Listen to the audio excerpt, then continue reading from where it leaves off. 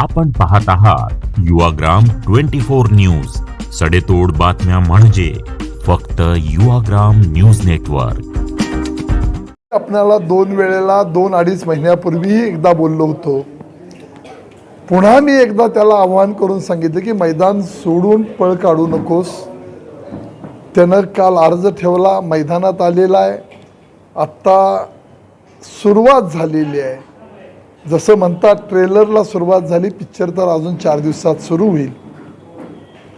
ज्या माणसांनी अनेक संस्था बंद काढल्या, भ्रष्टाचार केला, अनेक लोकांना अडचणीत आणून त्यांना उद्ध्वस्त केलं, साखर कारखाना, प्रकाश ॲग्रो, दूध संघ, वसंतदादा दूध संघ, सोनी कारखाना, प्रकाश तो वसंतदादा मक्याचा प्रकल्प आणि शाबू प्रकल्प, असे 8-9 उद्योगधंदे या मंडळींनी बंद पाडलेत।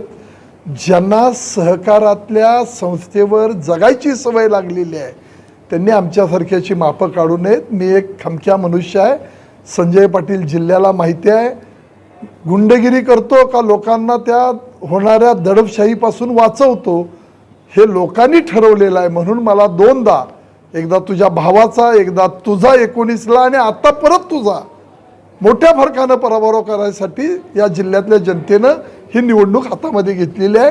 योग्य वेळी या सगळ्या गोष्टींचे खुलासे केले जातील आणि आपल्या पुढे हे सगळं पोलखेल केले जाईल। प्रतिस्पर्धी तिघही आहेत, तिघही मैदानात उतरलेला आहे, त्यामुळं तिघांच्याही पद्धतीनं प्रयत्न चाललेले आहे। जनता जनार्दन ही त्या आपण अदालतमध्ये गेलेलो आहे। उद्याच्या ह्या 7 तारखेला निश्चितपणानं बंद पेटीमध्ये ह्या अदालतचा निकाल होईल आणि तो 4 जूनला आपल्या पुढं निश्चितपणे उघडला जातो।